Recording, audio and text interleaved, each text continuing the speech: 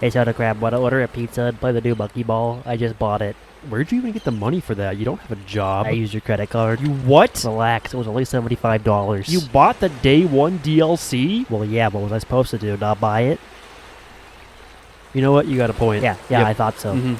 You know I have an addiction. Yeah, I really need to stop letting you buy Sega games. Well, are we gonna play it or not? I'm kind of busy right now, and to be honest, I'm not Banana Rumble's biggest fan. Well, can we at least go halvesies on a pizza then? Pizza actually sounds kind of good. Yeah, I know, right? Okay, what kind do you want? Hold on, I have a list. Can we do Alfredo, meatball, no cheese, pineapple, anchovies? What the fuck? Okay, you know what? If you're gonna be a dick about it, I'll just get it for myself. It's on your card anyways. Bitch. These new Monkey Ball games are really putting a strain on Lemonade Lobster and I's friendship. I just wish Sega could make something with the same level of polish as those GameCube classics we used to play together. And the price point too. $50 for the base game? $75 for all the content? That's a little insane. If only there was a modern, budget-friendly Monkey Ball game crafted with care and attention to detail. It's really a shame there isn't something like that out there. Okay, you can read the title, I'm not fooling anyone. Roll the rest of the video. So this video wasn't supposed to happen, at least not in its current form. As anyone who's watched my videos on Monkey Ball knows, I'm a die-hard Monkey Ball fan. I am Monkey Ball 1 and 2's strongest soldier. I am about as obsessed with these games as one can get without breaking into speedrunning and being part of the community proper. I'm that guy at parties. I make everyone play Monkey Ball. Oh, what's that? You want to play Smash? Too bad, we're playing Monkey Dog Fight. Unfortunately, I don't really like the direction the series has been headed recently. And by recently, I mean for the past 22 years. Jesus Christ. While the modern games are certainly better than the dark times, I'm still not exactly Banana Mania or Banana Rumble's biggest fan. Therefore, Sega's newest letdown got me thinking. There have to be some Monkey Ball-like games out there. There has to be something that can scratch that itch that Banana Rumble just couldn't for me. My original idea for this video was to compile a list of these games, then give them each a little mini review. I got some recommendations and found a few that looked promising, all of which I plan to talk about at some point. But I never anticipated that I would fall so head over heels for the first game I tried. This game deserves its own video. Anything less would be a total disservice. Ladies and gentlemen, may I present Paper Ball.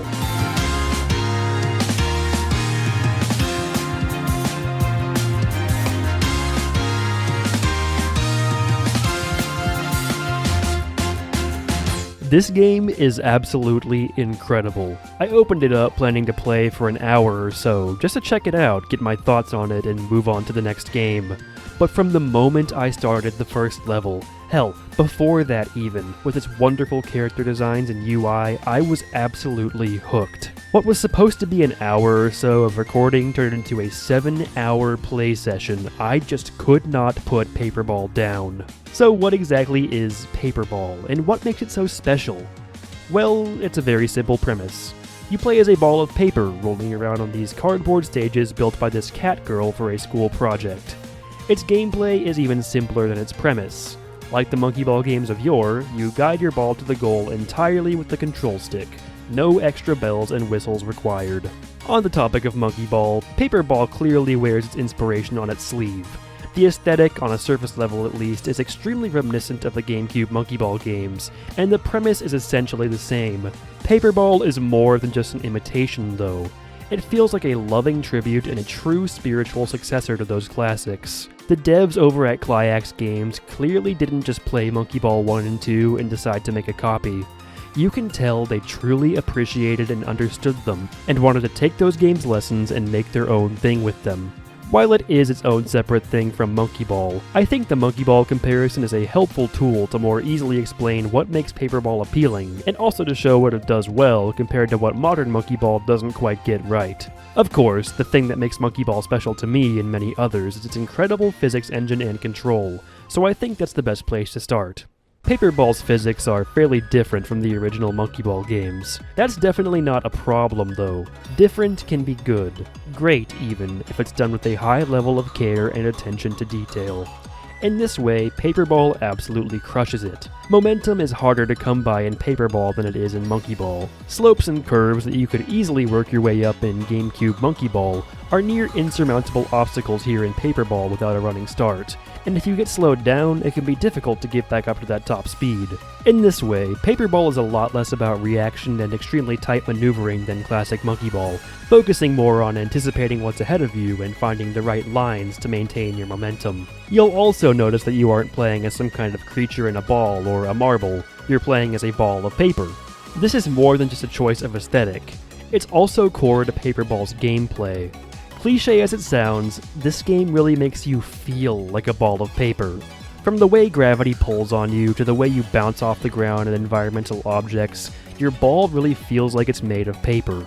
You don't quite have that same weightiness you have in Monkey Ball. You don't have the same meaty impacts against walls and high bounces you get when you fall from a high place, and you're not quite as aerodynamic. Have you ever tried bouncing a ball of paper? It doesn't really get that much air. The crumpling against the ground absorbs a lot of the kinetic energy.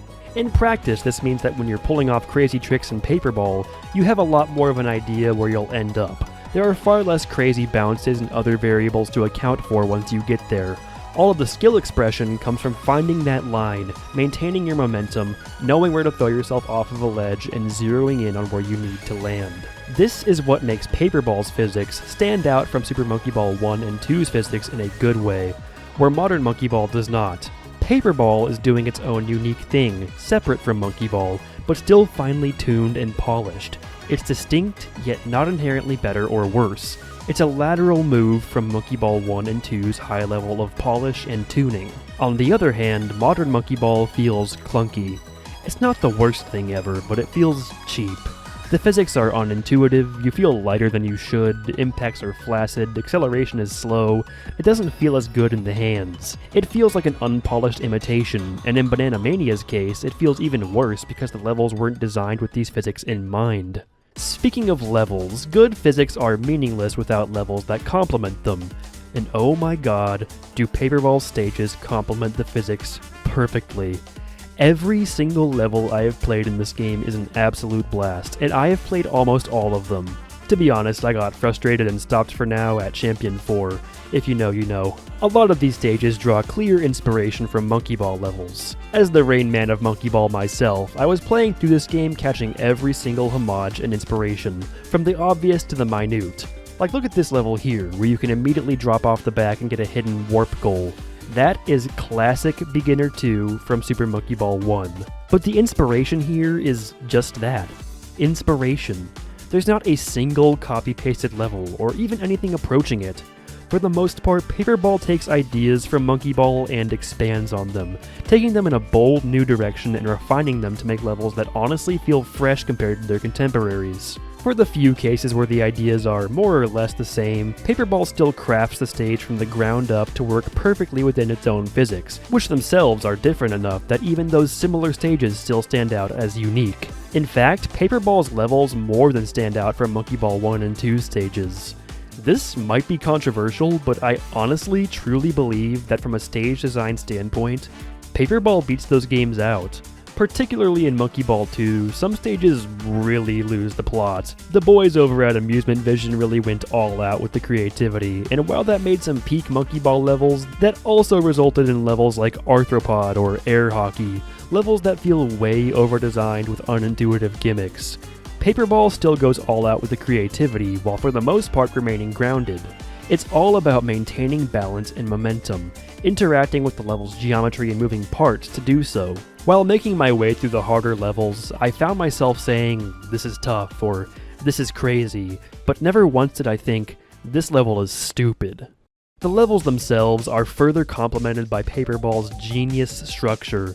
It's a beautiful mix between Monkey Ball 1 and 2's arcade-style challenge mode, modern Monkey Ball's unlimited lives and lower pressure, and Paper Ball's own unique twists and ideas. Like classic Monkey Ball, the main game mode involves playing through levels in preset groups sorted by difficulty. When you complete a level, you move on to the next floor, and finalize your score after completing the final floor. Unlike classic Monkey Ball though, you have unlimited lives. No continues or anything needed. There's not even a timer. You can take your time and creep your way safely to the goal, or you can fling yourself around like an absolute maniac in the name of crazy skips.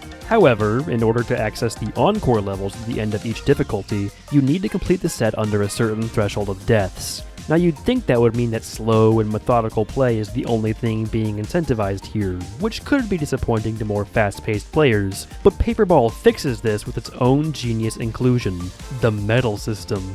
On every single stage in the game, there are 4 possible ranks you can achieve: Platinum, Gold, Silver, and Bronze. Each of these has a time threshold on every level. If you pass that time on the clock, the medal downgrades until eventually you're left without one entirely.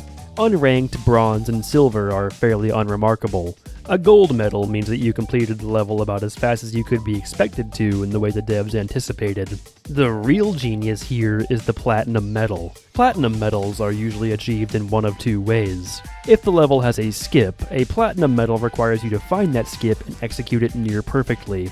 If a stage doesn't have a skip, then a Platinum medal is achieved by finding that optimal line, perfecting your movement, or squeezing into a first cycle that's only accessible by a few frames.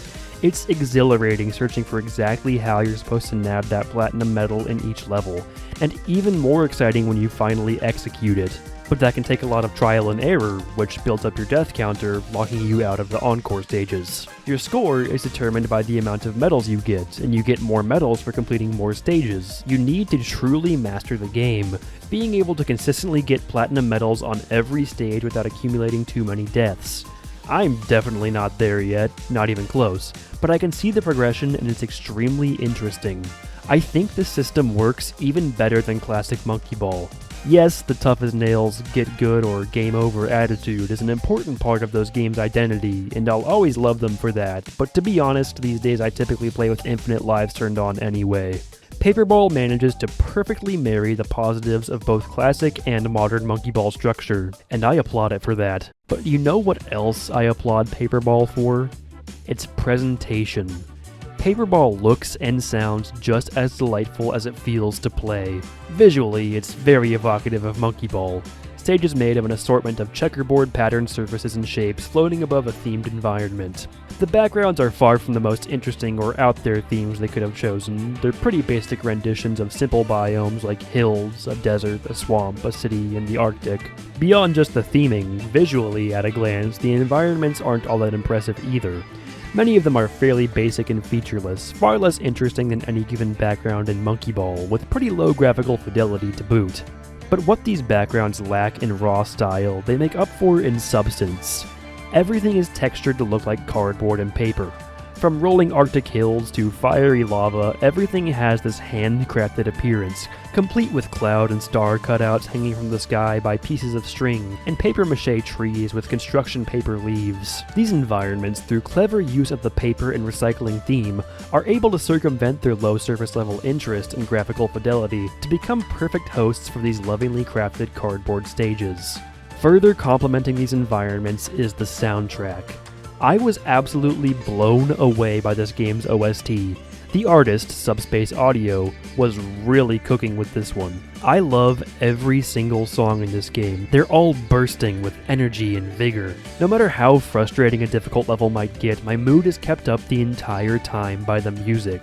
My personal highlights are Alpine, Canyon, Moon, and my absolute favorite, Antarctic. Alpine is so energetic and carefree. It serves as the perfect backdrop to early stages, whether it's accompanying you bounding through the first novice levels, or keeping your spirits up as you fall off Champion 4 over and over and over and over and over again.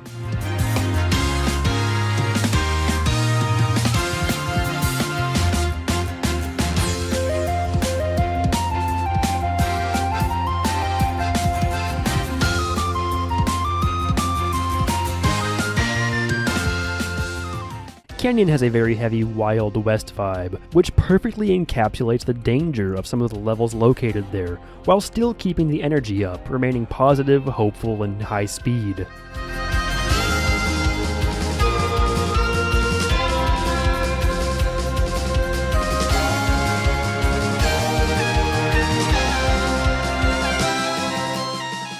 Moon is simultaneously very evocative of both Rainbow Road and GameCube Monkey Ball. It really has that you're near the end, keep pushing vibe, which makes sense given that Moon is the level theme for the encore stages.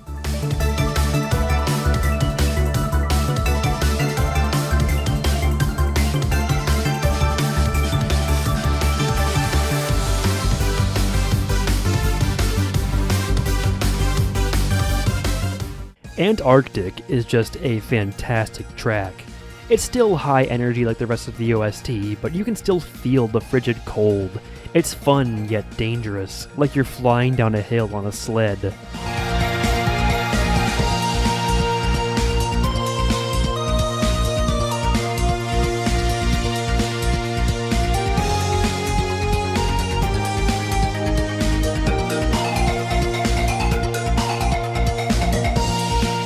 Seriously, this is an incredible OST, and I was absolutely floored when I saw the most viewed song on the YouTube playlist only had 5,000 views. This game's soundtrack is criminally underrated. You need to listen to it. And the best part is, it's not even just the music. The sound design is fantastic across the board. The voice work is pretty good. The announcer girl is pleasant to listen to, and there are multiple voice clips for simple things like, "Ready? Go!" So it gets a lot less grating over time than it would in a Monkey Ball game. It sounds like a pretty simple thing, but you'd be surprised how much of a difference it makes when you're grinding one level for a long time. And of course, there's the ball sound effects. Even fans of modern Monkey Ball agree, the rolling sound effects are pretty abysmal in games like Banana Rumble and Banana Mania. It's just one little boop sound playing over and over, only changing by playing more or less frequently as you speed up. This stands in sharp contrast to GameCube Monkey Ball, which has incredible dynamic and responsive rolling sounds, changing as you speed up, slow down, turn, hit walls, whatever, it's great. Paper Ball falls squarely into the classic Monkey Ball camp on this issue, and it sounds fantastic. All of the sound effects are very, well, papery. The light yet crunchy sound of the ball rolling across the ground becomes more intense as you speed up, but it's still fairly quiet and subtle because, well, as stated before, you're a ball of paper. And the impact sound effects are satisfying too. When you bounce off of something from a high place, the ball sounds exactly like you would expect it to, like you really just dropped a ball of paper onto the ground from a high place. This means that when the ball absorbs a lot of the impact upon falling, and you don't rocket back up into the air like you would in Monkey Ball, it feels totally natural. Your eyes, ears, and brain all subconsciously agree that what just happened was totally correct and normal.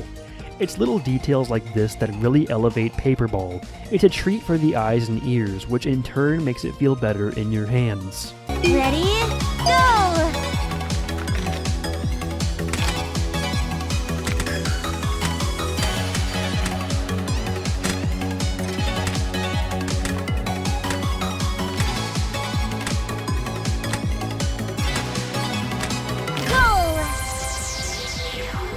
And there are tons of different ways to experience the treat that is Paper Ball. For such a simple game, it is chock full of modes. You'll be shocked by the amount of options the first time you open the main menu. Of course, there's Arcade Mode, the main mode I described before.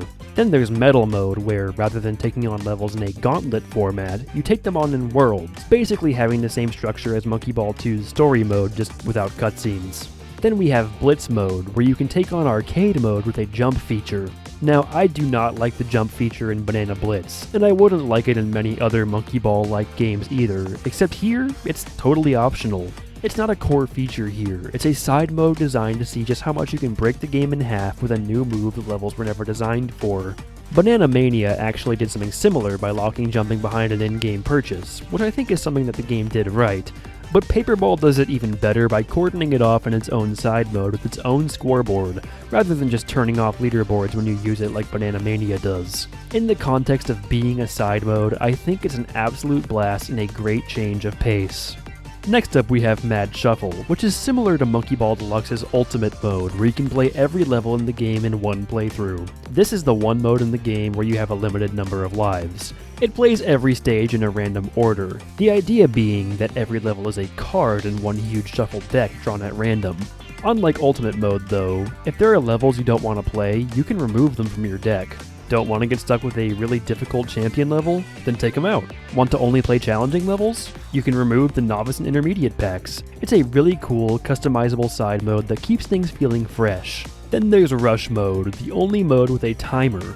The twist here is that instead of having a timer on the levels themselves, you have a timer for your entire run, which counts down whenever you're playing a stage.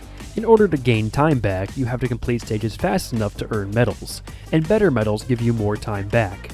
It turns the game into a delicate balancing act between carefully making your way to the goal so you don't lose time by falling off and replaying the level, but also moving fast enough to recuperate the time you're spending. It's a really neat dynamic, and I think Rush Mode is a great way of reframing arcade mode into something more akin to the original Monkey Ball games, where you have a chance of actually just losing your run outright, but doing it in a unique way. And of course, we have our multiplayer modes, good old-fashioned multiplayer and flip mode. Multiplayer mode is exactly what it sounds like. It's standard arcade mode gameplay but with 2 players. It's simultaneous multiplayer in which you're competing for the highest score by getting the best times. This puts it somewhere in the middle between classic Monkey Ball's turn-based competitive multiplayer and Banana Rumble's simultaneous co-op multiplayer. I still personally prefer the slow pace of the turn-based multiplayer formula. There's nothing quite like making fun of that one guy in the group who just cannot seem to beat Advanced 12 reversible gear. But I think Paper Ball's multiplayer is still great, and I'm glad it still has a competitive aspect. For cooperative multiplayer, we have Flip Mode, which is really unique. Every few seconds, control of the ball will flip between player 1 and 2. This can get really hectic really quickly, especially on more difficult levels or levels with moving parts. Both players need to be really skilled and in sync with each other to make it far in this mode. This is a genius idea. I love the creativity on display here. I haven't played this mode a whole lot yet, or the regular multiplayer mode for that matter, but with how enjoyable of a single player experience this is and how historically good I know Monkey Ball multiplayer is, I can only imagine that this is an absolute blast with friends. So that about covers Paper Ball. It is absolutely chock full of content, with tons of levels and tons of different ways to play them. This game has already given me hours upon hours of fun, and I could see it giving me dozens more with friends, family, or even just by myself grinding out platinum medals. Paper Ball is an incredible package, and I'm surprised it's flown relatively under the radar for so damn long. If I get even one person watching this video to give this game a try, then I'm more than happy. And you want to know the best part? All of this content, every thoughtfully crafted level and fun side mode, the wonderful package that is Paper Ball, is absolutely dirt cheap. As of the making of this video, Paper Ball is 50% off, $5 including all DLC on Steam. But even if you're catching this video well after the sale or playing on Switch, it's worth every penny of full price at $10. In my Banana Rumble review, I recommended waiting on a price drop to pick that game up. If you're like me and dissatisfied with the current direction of Monkey Ball, I think your money would be far better spent on Paper Ball, both for your own gaming experience and to support the talented devs behind it. But if you aren't like me and you played Banana Rumble and loved it, I'd still highly recommend Paper Ball, no matter what angle you're looking at it from, either as a callback to the good old days or just more ball-rolling fun to play after Banana Rumble. Paper Ball is an incredible game. Hell, even if you've never touched a Monkey Ball game in your entire life, and you just watch me for my Fire Emblem stuff, or you're totally lost and the algorithm decided to bring you here, I'd still give you my glowing recommendation of Paper Ball. I cannot recommend this game enough. But if I keep going at this point, I'm going to end up saying Paper Ball so much that it won't sound like a word anymore. So, bottom line, Paper Ball is fantastic. Play it. Tell your friends to play it. Buy a copy for your cat. I don't care. Just do it. Thank you guys for watching. I was not at all expecting to make this video, but I just had to after I tried this game out. It's really that wonderful. If you liked the video, I'd really appreciate if you could drop a like and subscribe to the channel if you want to see more. It really helps me out. I'm trying to hit 10K by the end of the year, which I know is a little ambitious, but hey, you'll never get anywhere without goals. Plus, watching the funny internet numbers go up really helps stave off that ever-encroaching sense of dread, you know? If you end up picking up Paper Ball because of this video, or if you've already played it, or hell, if you have anything to say at all, I'd love it if you could leave a comment down below as well. I'd love to talk more about this game with you guys, and I'll try to respond to as many as I can. And of course, as usual, thank you to my cool Cola Crustaceans over on Patreon. Jonas Leschper, Mags' Gaming, Seth Peacock, Dirk Strider, JCKPTH, The Wind is Blowing, David Ramus, and William Hoff. You guys are awesome, and I appreciate your support. As for everyone else, I appreciate you just taking your time to watch my silly little YouTube videos. It means a lot. You all have a wonderful rest of your day or night, and I'll see you next time.